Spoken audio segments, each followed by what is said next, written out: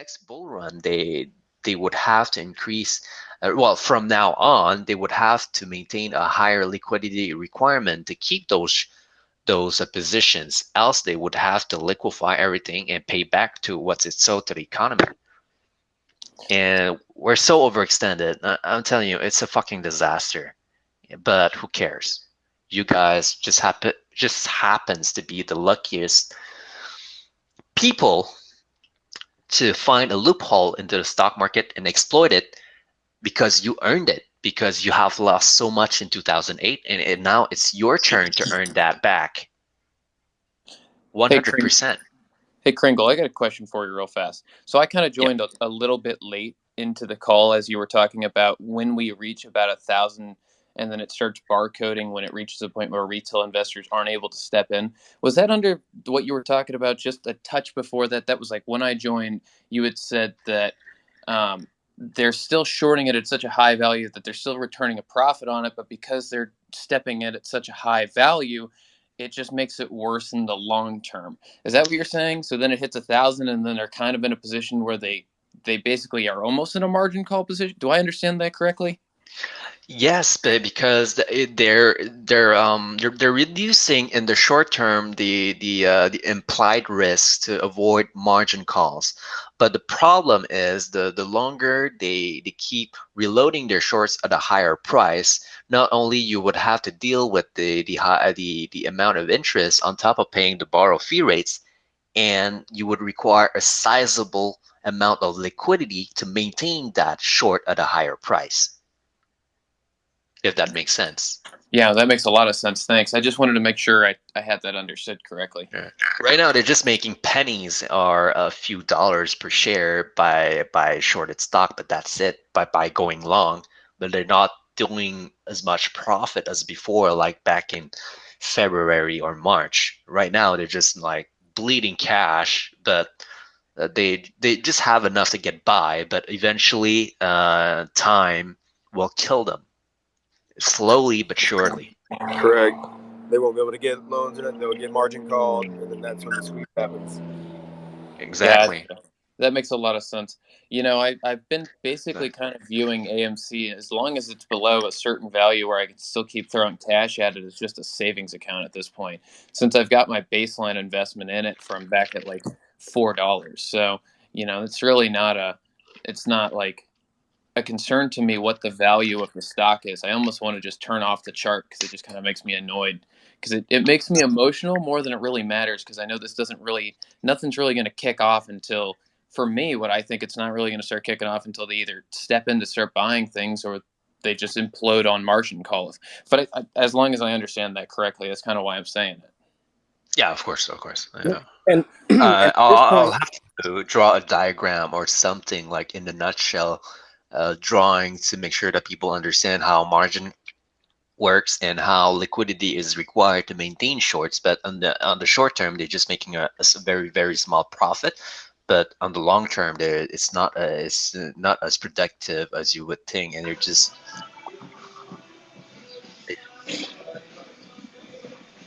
Rocket speaker. Thank you. Gotcha. Thanks for answering that, man. Appreciate it. Yeah. And also, how come Yeah, you're awesome, Single. Thank you. Yeah. Also, how come they haven't covered their shorts? I mean, I know Citadel. I know Mel. Yeah, it's because they're so far in the hole, man. They know they don't give a shit anymore. Like they know they're. Yeah, they're. I want to let Kringle speak as long as we have him here. I'm like, Kringle, hey, don't Kringle, stop talking. I got a question. We're running after hours. Regarding I think it's because they're so margin far in the hole. calls. Is it possible that any of these hedge funds have received market calls and got liquid before they were actually called out and had to cover? I mean, you can. A margin call doesn't mean like the SP5. It doesn't mean that like the SP 500 or Dow 30 or Nasdaq getting liquidated at the same time. The entire market could crash or dip, facing a correction because they have to liquidate first in order to maintain that required liquidity requirements to maintain these short positions and eventually. And you have seen the effects also on the repo market that hedge funds or institutions, they keep borrowing for a short term, 24 hours or 48 hours on that loan to raise cash to maintain these positions alive. And then the problem is no one is paying back to the Fed on what they owe. And the repo balance sheet is into the red right now. And knowing that, the government knows they are fucked, and the hedge funds are fucked also, and the institutions. Just imagine, like, the repo market are essentially plumbers of the financial world, and the financial world is kind of connected like a network of pipelines, right? And that pipelines is what are inside the pipelines are liquidity in and out. So what happens if all institutions are running out of cash and all of these pipelines explodes? You just don't have enough plumbers to fix the entire system, and they don't get paid. So the entire system implodes, forcing the Fed to print. That's all there is. Sounds messy. It is messy. So, It is messy. so I think what we're looking at here, right, is in terms of all these rules slowly coming into place, is putting an end to these maneuvers they're able to pull and kicking the can down the road. Is that right? Yes, correct. And also it is there will be short squeezes in the future, yes, but not at this magnitude anymore. Because they're forcing down institutions and hedge funds to be held more accountable and making sure that they have a required liquidity amount, a higher liquidity requirement to maintain these shorts in the first place, or because now the institutions have the right to, at any time, based on risk assessment, to enact a margin call whenever they fall into margin balance.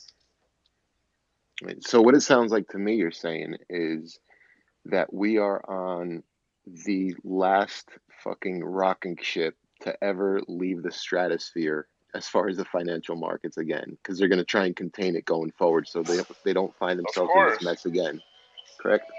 Correct. So basically what you're saying is we're going to fucking Galaxy Andromeda, right? Oh, But Correct. in the future in future short squeezes, I mean, it's going to be a rocket test, and that's it. You've answered my question, sir. We're going to the fucking moon. It's gonna be like those rockets that pass your house, roof, and then they just fucking come down. But this one is going all the fuck out. That's essentially what the rulings are. I mean, it's going to take us to Galaxy Andromeda, forcing the short squeeze to play out. But in future short squeezes, it's going to be bottle rockets. Yes, that's correct. It's going to be baby. So enjoy it, fuckers. Get ready, buckle thanks, Rocket. up, buttercup. Thanks, Kringle. Hey, Kringle, I got another question for you. Right. Do you mind expanding on the reverse repo market? I think I vaguely understand it, but I'd kind of like to hear you kind of expand on it a little bit if you don't mind. Right. So how do I explain this like you're 5? Okay, I'm just kidding. Yeah, I'm just kidding. Booth brain. No, so, that's exactly what we need. Don't be humble, Kringle, because you're not fucking humble. So don't be humble. Dude, the repo market is essentially a pawn shop or a maintenance plumber service to the financial world. And every institutions, right, they under the rulings of a set specific clearing corporation that they have to maintain a certain amount of liquidity requirements to maintain all of these assets that they have as holdings, and to make sure that, and also there's a percentage of institutions, I believe it's a law, that they need to have some cash on the side, like let's throw an arbitrary number of banks that they have to hold a minimum of 25 or 40% cash on the side to maintain that bank. So what we're looking at is that everyone has been overextended. We are reaching at the end of the bullish market that it's been going on for a bit more than 11 years. And the higher the performance of a stock, the higher the index portfolios. Well, the world lives on credit, margin, and debt. The higher the bullish market goes, the bull run goes, the higher the credit, debt, and margin that you would have to pay back. So at the end, they would have to maintain a higher liquidity requirements to maintain these positions on a longer term. Eventually, they will run out of cash to maintain that liquidity requirement.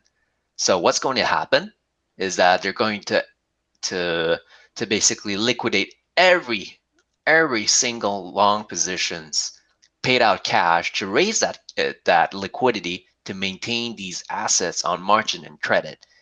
And eventually they're going to run out. That's what we saw in the market correction. That's what we saw with the crypto market, the crypto space. We have liquidation, and it's going to keep going. And the further what they go on liquidating assets, eventually the bull market will reach its end, and it is going to be more expensive to maintain these liquidity requirements. So how do they find more cash to maintain that liquidity? Well, of course, they're going to call the plumbers. So that's what the repo market is for. So you see the financial world connected by pipelines transferring liquidity in and out. But every institutions, every hedge fund, every investment banks are overextended 5 to 6 times. And now they're asking help from the Fed so they're going to exchange their bonds for cash from the Fed. So that's what the repo market, serving as a pawn shop or plumber, serves for that purpose. And what happens is that everyone is going broke. Well, the pipeline are disrupted, circulation of liquidity has disrupted, everything is blowing up. And of course, the Fed, they just don't have enough assets. They don't have enough plumbers to fix the entire financial world. So we're seeing a crisis that even the government, the Fed particularly, cannot afford to pay back all those differential payments to rescue these investment banks. And now we have to rely on the government to issue an executive order to the Fed. Hey, let's bail out the clearing corporations. Let's bail out the investment banks. Let's bail out the central banks because they're essential components of the stock market. So let's bail them out, and let's rescue the insurance companies as well, and also making sure that the repo market has enough cash to rescue essentially the stock market, and making sure that these central institutions are still alive. So if I understand you correctly, the reverse repo market being liquidity that's pumped into the market, the second that's the government's basically funneling that in. So the second that starts drying up is the day that basically the squeeze kind of kicks off. So that's almost basically the government's control lever on this whole situation in a sense. Yeah, but eventually the government will run out of cash from the repo market, and eventually they will have to resort on printing to rescue the economy. Gotcha, which they clearly don't have an issue doing, but now the current government has positioned itself in a manner to profit probably off of this. So, at some point they're going to stop. Yeah, of course. So at some point they're going to, close the liquidity line, and this all goes kablamo, and we're all sitting in, the right place at the right time, hopefully. But what does that mean long term, like post rocket ship? I mean, I guess I'm kind of a long-term thinker, but I'd love to hear your thoughts on that. So what you're going to see like on the long term on the market? Yeah, basically, kind of like what happens after a squeeze where like the market basically implodes on itself. I was young during 2008. My dad was in the mortgage business, and it crippled our family. Like it was a really tough time, but I was really young when that happened. So I don't really fully remember other than just my family going through extreme hardship. So of course, the squeeze by itself, it won't cause the market crash, but it's going to accelerate the coming of a market crash. So that's different, right? And the upcoming market crash, based on the repo numbers, we're looking at somewhere in the middle of 1929 and 2008. And it will take a while for the economy to recover, because back in 2008, it took an entire year for the SP 500 to reach the very bottom, until it took until 2014 to reach the value of from where the stocks fell out.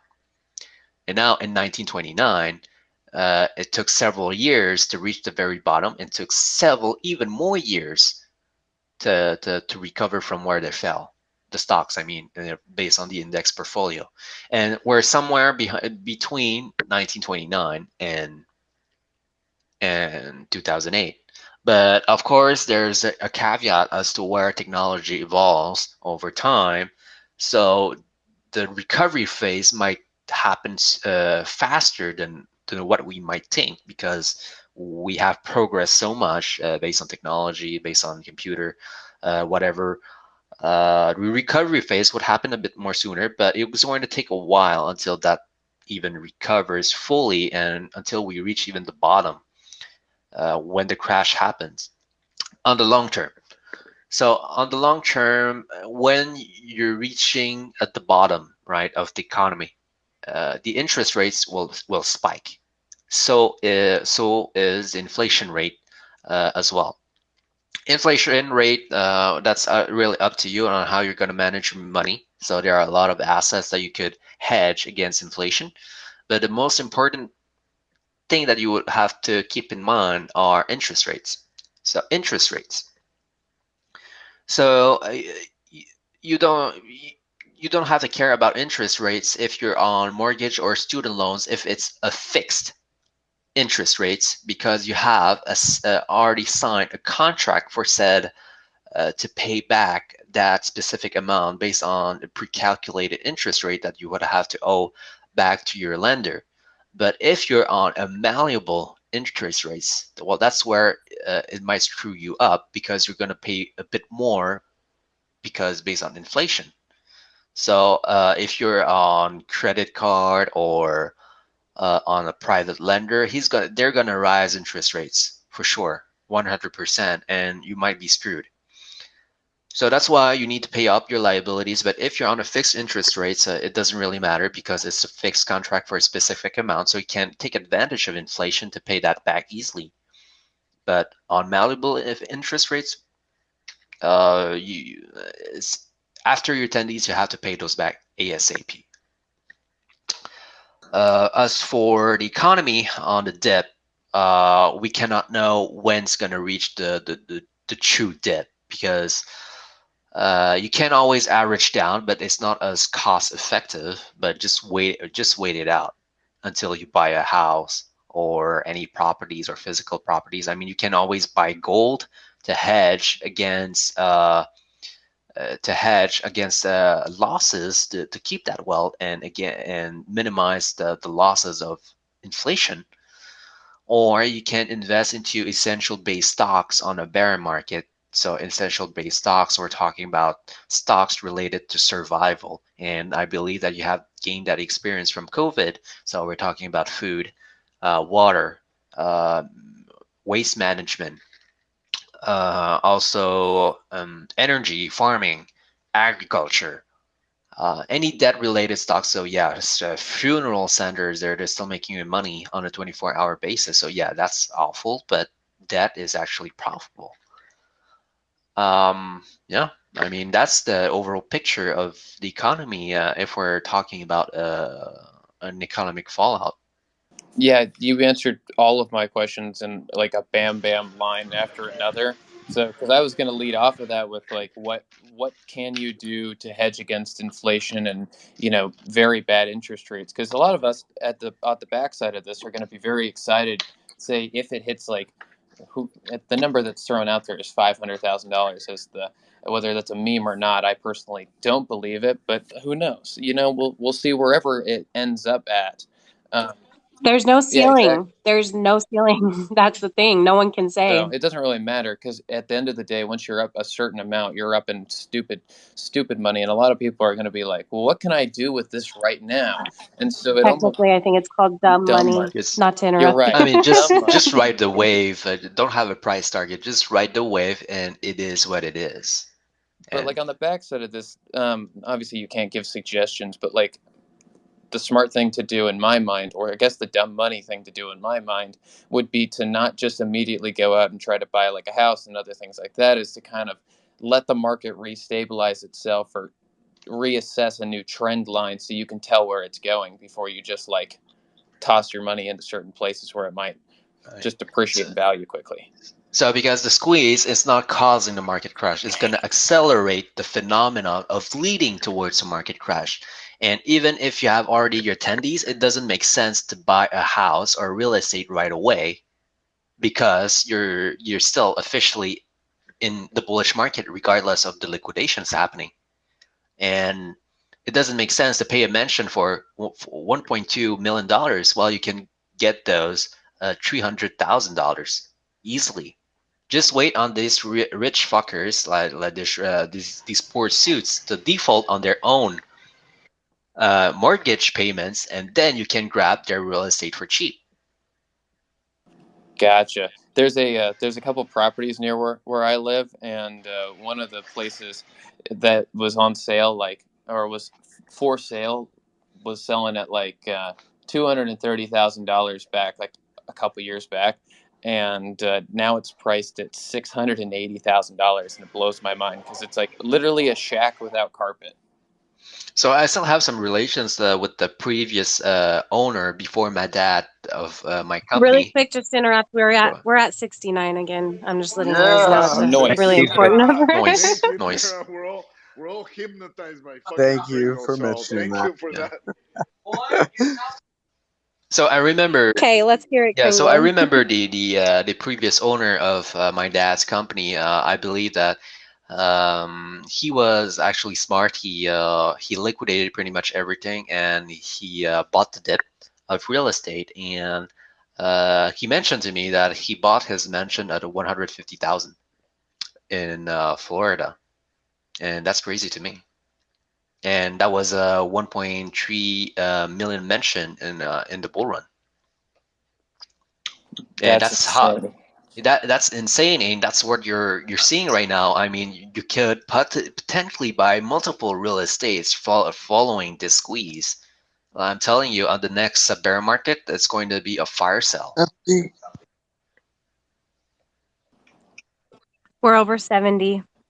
Keep talking, Kringle. I love when you're here. Yeah, because I'm raising the price after Thank hours. you. Hey, Yeah, Holy you didn't shit. know? Yeah, you We're are. depending on Why Big do you. you, time. Fucking Cash. He's a why legend, does motherfuckers. hey Also, you have nearly 700 people listening to you right now, Pringles and the I think it's really best. important that they understand Yes. that you have this knowledge. We're at Yeah, we're 71 about to break now, the but Yes. that they 72 mark. Imagine I the think it's important fuckers that they that sell at understand 300. that you have the knowledge and you know that this isn't the squeeze, Whoa. and to remind people that this isn't the squeeze yet. Exactly, So Sarah. Yes. Pringle, you're This is blowing my mind with your intelligence. So why do you think it's squeezing more I in? just appreciate you coming That's here Why why do you he's a think it's fucking and legend, sharing. bro. He's a legend. That's why. okay. so. What was the question? Yeah, why do you think it moves more in after hours than it does during the normal days? Is that just because their tactics can't be utilized in the afternoons, Because or there are no intraday halts. They can. It is limitless. It is malleable in after hours. In the after hours, because these halts, right? We have seen like 2 to 3 halts today. Well, they don't happen in after hours. It's just institutions or privileged members of the stock exchange basically having access to the network to trade their stocks in these hours, and there are no halts. see that seems like a flaw because of the internet? Because now all of these brokerages offer after hours trading, so we're pumping in volume that Oh is yeah, pretty remarkable, and now there's no circuit breakers in the market to stop it. So it's almost right, like this is just a consequence of the internet becoming such a big thing, and we're sitting at the front of the wave in a sense, surfing. So right. I dig it. Yeah. I mean, my. Oof. It's a wonderful thing at this point. Object! Object to the test! Yeah, baby. Fucking There we Kringle, go. you fucker. I love it. I love it. That's awesome, man. Thank you so much, Kringle, for sharing your fucking badass DD as always. We are For very grateful. like for those who are wondering of who I am, I'm like literally from the finance industry. But I haven't studied in finance. I actually my majors are nursing and biochemistry. And later on, I'm still working on my PhD, which is immunology. So I was raised right. So even my company's philosophy, I always teach people at my company, my employees, that you have to be a decent human being first before that you even manage, before you even touch money. And that's what I want to keep working on. And that's what I want to teach people, to be at least compassionate and help others before that you step into that big world of big world of whales that you're gonna be part of soon.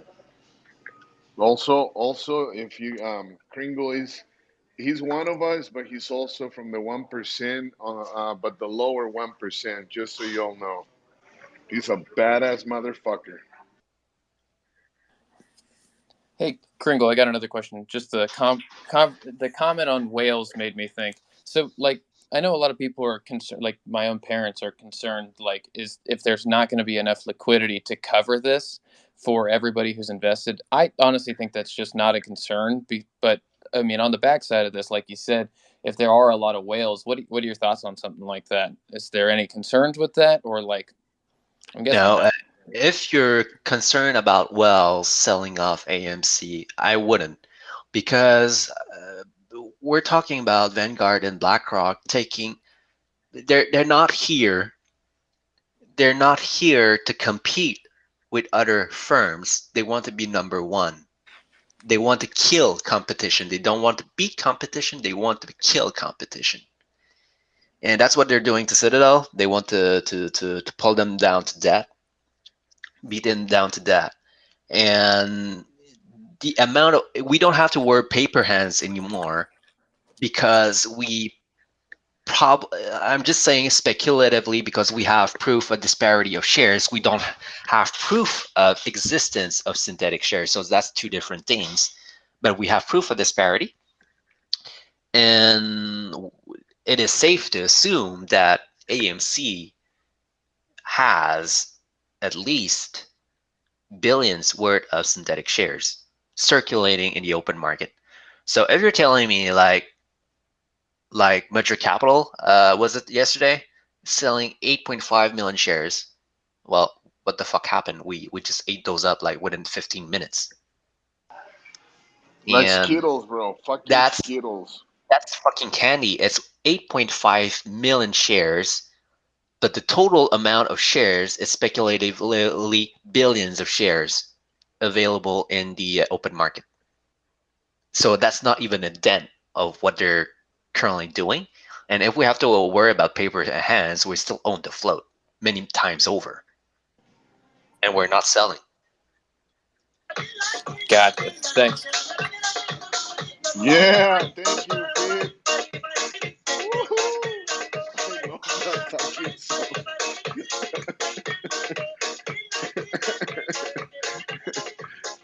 Can we get some hundreds in the chat for Kringle? Yeah, He's Fucking freaking Kringle, amazing. man. Thank you Hundreds. so Give much, me some Kringle. hundos. Hundos, baby.